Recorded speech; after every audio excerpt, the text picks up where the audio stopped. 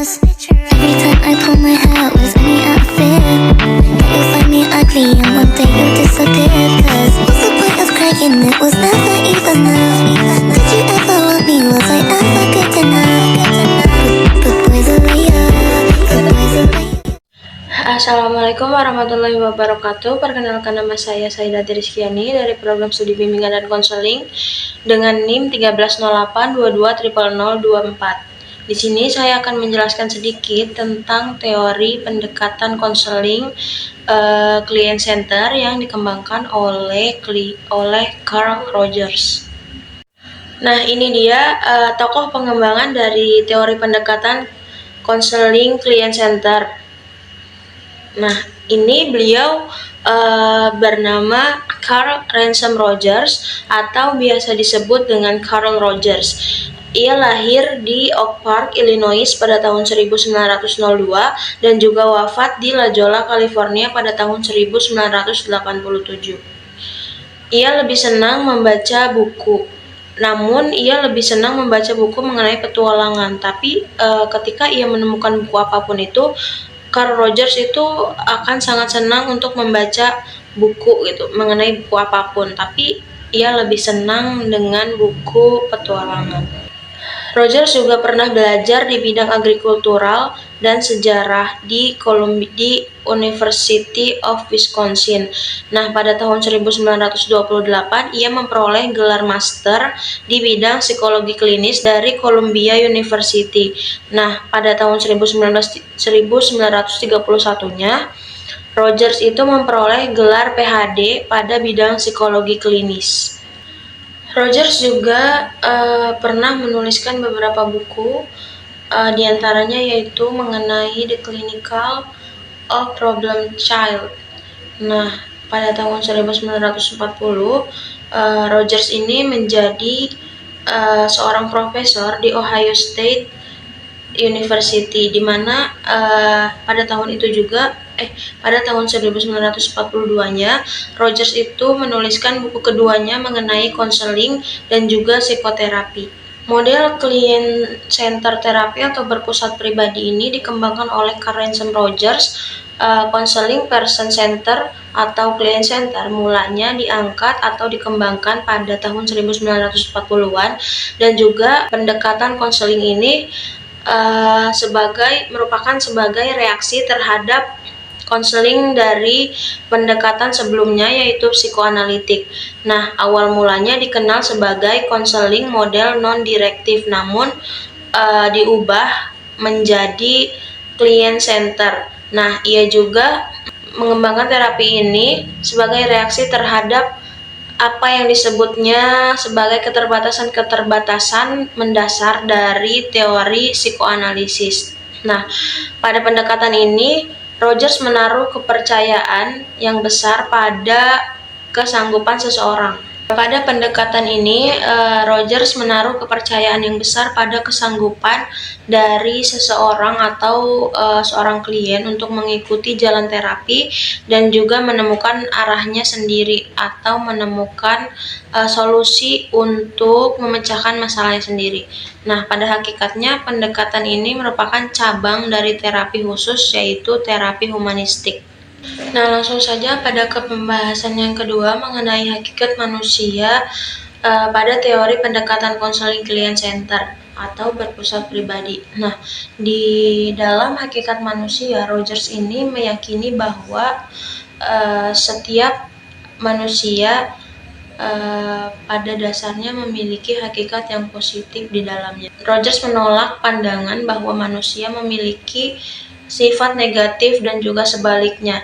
Nah, ia juga percaya bahwa manusia pada dasarnya memiliki sifat yang baik, yang positif, dan cenderung bersifat konstruktif. Maksudnya yang positif ini, manusia memiliki beberapa sifat yang baik yang bisa ia tunjukkan atau tonjolkan kepada manusia lainnya. Dan juga Rogers menolak bahwa manusia itu memiliki sifat negatif. Maksudnya mungkin di dalam pandangan orang lain mengenai orang yang lainnya, Mungkin manusia itu memiliki memiliki hal-hal negatif gitu. Tapi sebenarnya di dalam diri manusia itu tidak ada hal negatif dari pandangan Rogers. Nah, melainkan Rogers ini memandang manusia bahwa manusia ini bergerak maju ke depan dan juga berjuang untuk berfungsi penuh dalam hidupnya sendiri. Maksudnya itu menurut Rogers, manusia itu bergerak ke depan. Dia ingin melakukan, si manusia ini atau klien ini harus melakukan hal-hal yang baik untuk kedepannya, untuk kehidupan dirinya sendiri, dan juga untuk berjuang dan berfungsi penuh terhadap kehidupannya. Jadi mau gimana pun dia berjuang, dia menjalani kehidupannya, seharusnya manusia itu bisa berfungsi untuk kehidupan dirinya sendiri terlebih dahulu. Hakikat manusia pada pendekatan teori counseling client center ini merupakan bahwa manusia ini berhak memiliki pandangan hidupnya sendiri. Jadi ketika klien atau orang tersebut sedang melakukan terapi client center, ia harus memiliki pandangannya sendiri mengenai apapun itu. Nah, yang kedua, individu berhak menentukan haluan hidupnya sendiri. Jadi, haluan hidupnya ini tidak terpaku pada apa yang konselor atau terapis berikan. Jadi, ketika melakukan terapi ini, klien atau orang tersebut harus bisa menentukan haluan hidupnya sendiri. Mau gimana ke depannya, apa yang harus dia lakukan, itu harus berdasarkan apa yang dia inginkan, bukan dari kemauan orang lain ataupun kemauan dari terapis dan konselor. Dalam teori pendekatan konseling client center ini, Rogers itu bersikukuh untuk menjaga 3 iklim pendekatan loh. Nah, yang pertama yaitu kesesuaian ataupun keaslian dan juga realitas. Maksudnya di sini kesesuaian terhadap cerita dari konseli atau klien dengan dari cerita orang lain terhadap masalah yang klien tersebut alami. Jadi masalah klien itu harus benar-benar sesuai dan realitas dengan kehidupan si klien. Tidak ada karangan ataupun hayalan semata dari konseli. Nah, yang kedua, adanya penerimaan tanpa syarat. Mengapa ini penting untuk dijaga? Karena memang pada dasar konseling ini setiap konselor harus menerima klien dengan secara terbuka tanpa adanya syarat tertentu untuk menerima klien untuk melakukan sesi konseling gitu. Misalkan ada klien A datang, ia dengan keterbatasan fisik misalkan. Tapi ada juga klien satu lagi datang, misalkan klien B dia datang, tapi dia katakanlah dia sempurna. Antara klien A dan klien B pasti ada perbedaan yang sangat menonjol gitu. Jadi konselor ini tidak boleh membedakan antara klien yang A dan juga klien yang B. Jadi ia harus benar-benar mendahulukan yang memang membutuhkan bantuan secara cepat, secara langsung gitu. Saat itu juga harus dibantu. Jadi tanpa membeda-bedakan konseli satu dengan konseli lainnya gitu. Ini yang dikatakan penerimaan tanpa syarat. Dan juga yang ketiga, adanya pemahaman yang empatik dan akurat. Nah, maksudnya di sini yaitu kemampuan untuk sangat memahami dunia subjektif dari orang lain. Dari orang lain ini bisa dikatakan dari konseli ataupun seseorang yang sedang melakukan sesi konseling atau terapi client center. Nah, di sini langsung saja ke materi pembahasan yang ketiga mengenai konsep dasar atau konsep pokok dari teori konseling atau teori pendekatan konseling client center. Nah, di sini ada beberapa konsepsi pokok dasar dari teori client center tersebut. Nah, langsung saja yang pertama yaitu organism. Dilihat dari organismnya ataupun keseluruhan dari individu tersebut. Maksudnya keseluruhan ini mencakup aktualisasi diri, pertahanan diri, dan juga perkembangan diri. Mengapa harus dilihat dari organisme atau keseluruhan dari individu?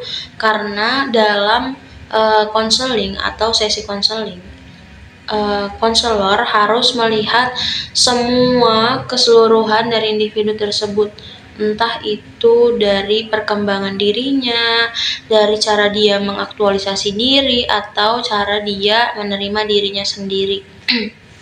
Nah, yang kedua yaitu adanya medan fenomenal. Apa sih medan fenomenal itu? Nah, medan fenomenal ini merupakan keseluruhan dari pengalaman individu. Entah itu pengalaman buruk, pengalaman baik, menyenangkan, dan lainnya. Nah, medan fenomenal ini yaitu disadari atau tak disadari, sifatnya disadari atau tidak disadari. Nah, beberapa deskripsi menjelaskan pengertian dari medan fenomenal sebagai berikut. Yang pertama, medan fenomenal ini meliputi pengalaman internal atau dari dalam diri klien, ataupun juga pengalaman eksternal dari si klien atau dari luar diri klien, entah itu dari lingkungan keluarga, lingkungan pertemanan, dan lingkungan kerja, misalkan kalau emang si klien ini sudah bekerja. Nah, yang kedua meliputi pengalaman yang disimbolkan kaitannya dengan diri sendiri. Pengalaman dengan diri sendiri itu misalkan pengalaman ia terhadap hal-hal baik atau hal-hal buruk, misalkan ketika ia berusaha mencapai sesuatu gitu. Si klien ini berusaha mencapai sesuatu misalkan. Nah, itu biasanya dikaitkan dengan kehidupan dirinya sendiri, dengan dirinya sendiri gitu. Karena untuk apa? Untuk ia bisa membandingkan dirinya sebelumnya dengan dirinya yang sekarang gitu. Nah, yang ketiga yaitu pengalaman disimbolkan menjadi disadari, sedangkan pengalaman yang diingkari atau diabaikan menjadi tidak disadari. Nah, yang keempat, semua persepsi bersifat subjektif. Nah, medan fenomenal ini, medan fenomenal seseorang tidak dapat diketahui oleh orang lain kecuali melalui inferensi empatik dari diri orang lain tersebut. Nah, lanjut dari konsepsi pokok Carl Rogers ini baru dua yang saya sebutkan. Nah, yang terakhir ini yang ketiga merupakan self. Nah, self ini merupakan bagian dari medan fenomenal yang terdiferensiasikan dan terdiri dari pola-pola pengamatan dan penilaian sadar. Nah, langsung saja masuk ke pembahasan yang keempat mengenai asumsi ciri pribadi yang sehat dan juga ciri pribadi yang tidak sehat pada teori konseling Carl Rogers atau client center. Nah, yang pertama ada ciri asumsi pribadi yang sehat. Ada beberapa ciri, diantaranya yaitu kapasitas dari si klien atau orang lain untuk bisa toleransi pada apapun dan juga kepada siapapun. Maksudnya itu konseli itu bisa menoleransi apapun, misalkan apapunnya itu toleransi terhadap agama, perbedaan pendapat, ataupun toleransi kepada siapapun yang memang sudah ada janji gitu, sudah ada janji dengan si klien. Tapi ia bisa menoleransi keterlambatan misalkan. Ia bisa menoleransi nih dari pribadi yang sehat, ia bisa menoleransi. Nah, yang kedua yaitu menerima dengan senang hati hadirnya ketidakpastian dalam hidup yang dia alami. Ketidakpastian yang dia alami. Contohnya seperti ini, ketika si klien tersebut misalkan baru lulus SMA, ia berusaha semaksimal mungkin untuk belajar, berusaha untuk bisa mendapatkan nilai yang tinggi dan juga bisa masuk ke universitas yang dia inginkan melalui nilai rapot gitu. Tapi ketika dia mengikuti tes SNMPTN, bukan tes, seleksi melalui jalur rapot gitu. Tapi ketika hasil tersebut keluar, dia tidak lolos gitu misalkan, tidak lolos mengikuti SNMPTN jalur rapot. Nah, ia itu dengan mudah untuk menerima hadirnya ketidakpastian tersebut yang seharusnya memang dari apa yang sudah ia lakukan, apa yang sudah ia perjuangkan, harusnya itu memang ia dapatkan, tapi pas ketidakpastian tersebut hadir gitu, nggak pasti, yang tadinya harusnya pasti untuk lolos menjadi tidak lolos.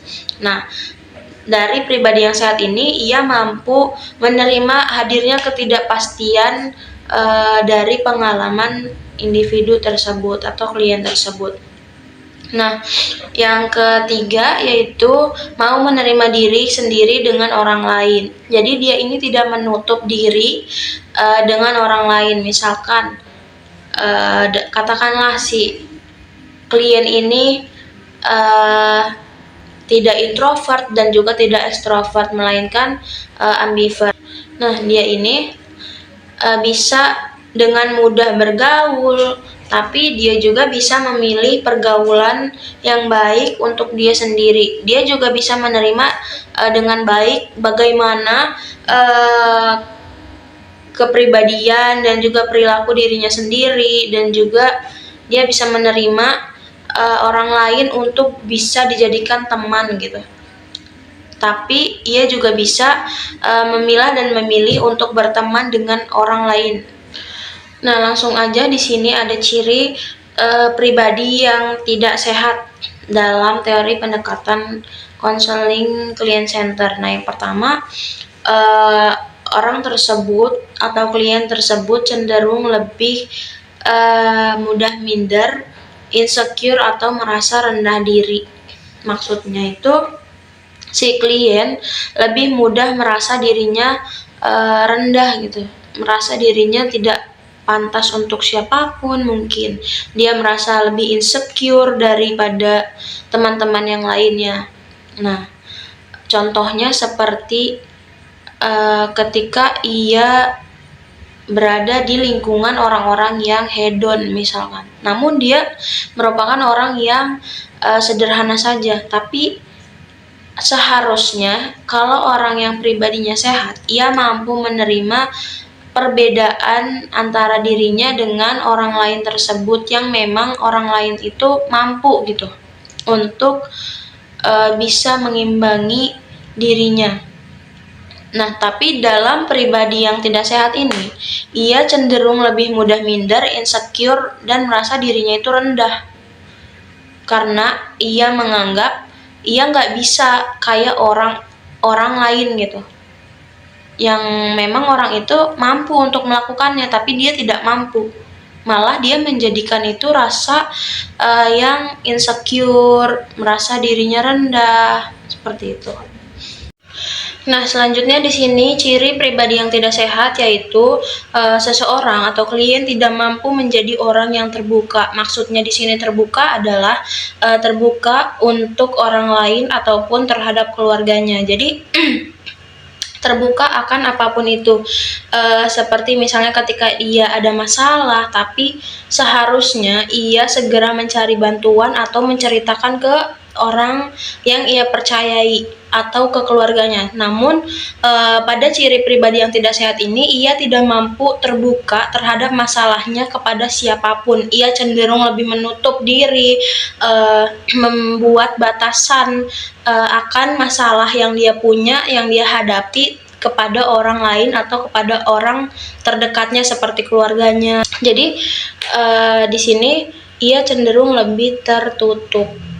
Nah, tujuan dari konseling klien center ini adalah untuk membantu individu atau klien memecahkan masalahnya sendiri dan juga membantu meningkatkan kemampuan berkomunikasi klien dan juga membantu meningkatkan kemampuan klien untuk memecahkan masalahnya sendiri.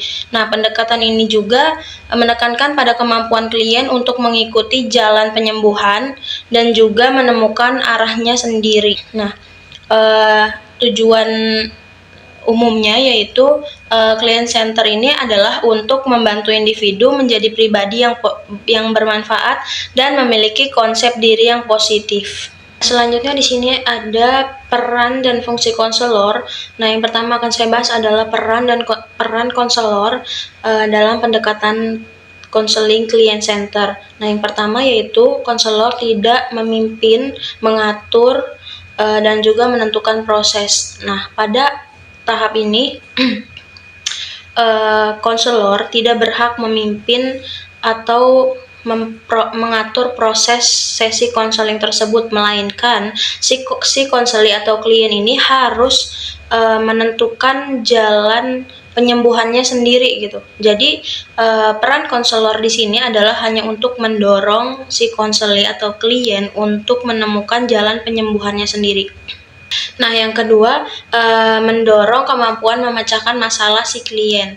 Nah, seperti poin pertama, di sini konselor hanya sebagai pendorong untuk membantu klien memecahkan masalahnya sendiri dan menemukan jalan untuk solusi dari masalahnya sendiri gitu. Nah, yang ketiga ini menyediakan iklim yang aman dan juga percaya. Maksudnya di sini adalah konselor harus menyediakan iklim yang aman dan percaya dalam pengaturan konseling. Nah, di sini klien harus merasa nyaman dan percaya diri untuk berbicara dan menemukan solusi masalahnya sendiri gitu. Jadi pada sesi konseling, bagaimanapun seorang konselor harus membuat konseli terlebih dahulu merasa nyaman dan juga aman, serta merasa dirinya itu percaya terhadap dirinya sendiri gitu, agar ia mampu membicarakan masalahnya sendiri. Dan ketika si konselor menanyakan bagaimana akan kedepannya, si konseli ini tidak bingung gitu, tidak bingung untuk menemukan solusinya sendiri dari bantuan dorongan konselor tersebut.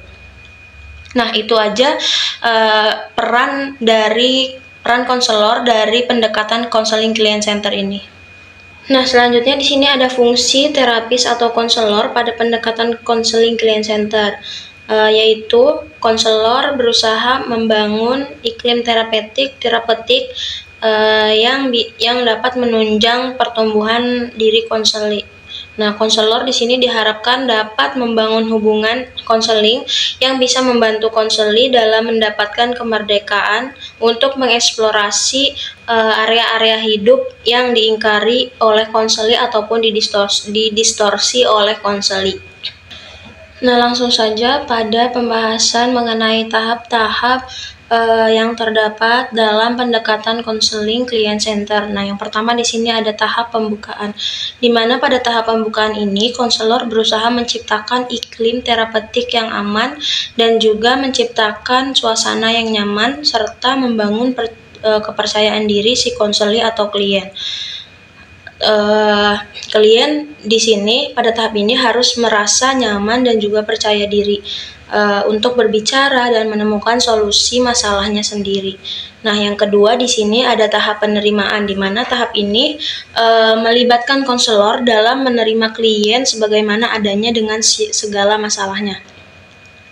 Nah, klien harus merasa diterima dan dipahami oleh konselor. Jadi klien tidak hanya datang tidak merasa dia itu diterima dengan baik sama konselor, merasa dia itu tidak dipentingin oleh konselor tersebut karena keterbatasan yang dia punya misalkan.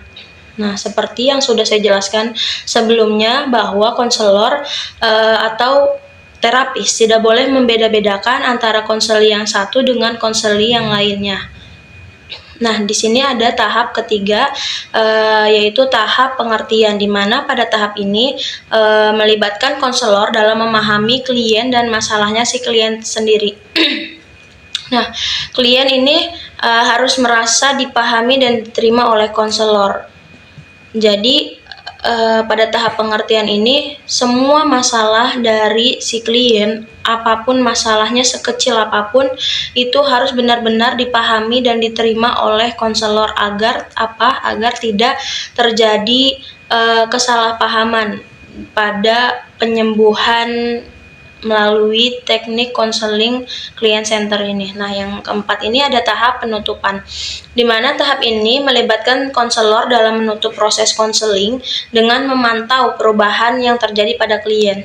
Nah, pada tahap ini, klien harus merasa bahwa konselor telah membantu dalam menemukan solusi masalahnya. Jadi, bagaimanapun caranya, harusnya pada tahap ini si konseli atau klien ini sudah merasa bahwa dia ini sudah menemukan solusinya gitu. Walaupun secara nggak langsung konselor ini sudah membantu klien atau konseli untuk menemukan masalahnya, untuk menemukan solusi dari masalah si klien tersebut. Nah, dapat dikatakan berhasil atau tidaknya ya di tahap penutupan ini, karena pada tahap penutupan ini seharusnya jika konseling client center ini sudah dikatakan berhasil,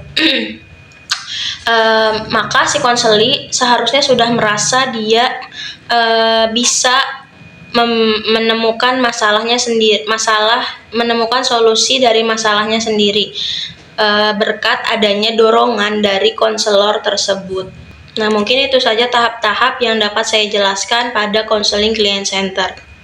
Nah, yang selanjutnya di sini ada beberapa teknik pada pendekatan konseling client center. Yang pertama yaitu congruence, di mana congruence ini merupakan keselarasan antara pikiran dan perilaku konselor terhadap konseli. Nah, ketika konseli merasa enggan untuk melakukan sesi konseling dengan konselor, seharusnya yang harus dilakukan oleh konselor adalah tidak membuang-buang waktu konseli, agar si konseli ini merasa dia diterima dengan apapun. Nah, yang kedua di sini ada unconditional positive regard, di mana unconditional ini merupakan penerimaan dan penghargaan tanpa syarat. Yang ketiga, empathic understanding, yaitu menyelami alam perasaan konseli seolah si konselor ini mengenakan kepribadian si konseli. Jadi, konselor ini pada teknik yang ketiga ini berusaha mengerti dan berusaha untuk seolah-olah dia itu menjadi seorang konseli ini, merasakan apa yang dirasakan oleh konseli secara keseluruhan. Nah, yang terakhir yaitu relationship, di mana konseli menjalin hubungan yang baik dengan konselor. Maksudnya hubungan pribadi antara konselor dengan konseli yang saling berkomunikasi dengan baik menjadi kunci kesuksesan dari konseling ini. Baik, selanjutnya di sini ada beberapa kelebihan dan juga kelemahan daripada teori pendekatan konseling client center yang dikembangkan oleh Carr and Sam Rogers, di mana kelebihannya terdapat beberapa poin, diantaranya yaitu yang pertama, lebih berfokus atau berpusat pada konseli ataupun klien, tidak berfokus atau berpusat pada konselor lagi. Nah, yang kedua, adanya penekanan perasaan, emosi, dan juga afektif di dalam terapi. Nah, yang ketiga di sini lebih menekankan sikap terapi daripada teknik. Maksudnya di sini adalah lebih menekankan atau lebih berfokus pada pemberian solusi atau pendorongan solusi untuk si klien tersebut gitu, agar ia mampu memecahkan masalahnya sendiri. Nah, yang selanjutnya yaitu konselor memiliki pengalaman positif dalam terapi ketika mereka fokus dalam masalahnya. Nah, yang selanjutnya yaitu konselor merasa dapat mengekspresikan dirinya secara penuh ketika mereka mendengarkan dan tidak dijustifikasi. Nah, walaupun ada beberapa kelebihan dari teori pendekatan konseling ini, namun terdapat beberapa kelemahannya loh. Apa aja sih kelemahan dari teori pendekatan konseling ini? Nah, yang pertama yaitu tidak semua konseli dapat menangkap makna dari apa yang dijelaskan atau diterapkan oleh konselor, sehingga mereka merasa seolah-olah dibiarkan berputar-putar dalam dirinya sendiri. Jadi, nggak semua konseli ataupun orang yang melakukan konseling dengan terapis ataupun konselor dengan menggunakan teknik client center ini dapat mengerti dengan mudah gitu. Nah, yang selanjutnya di sini teknik client center ini kurang tepat pada konseli yang memiliki tingkat kecerdasannya itu yang di bawah rata-rata atau yang biasa-biasa saja. Karena mengapa demikian? Karena di sini bisa menimbulkan rasa kebingungan konseli untuk berbuat apa dan juga harus bagaimana selanjutnya ketika sudah diberikan terapi client center ini.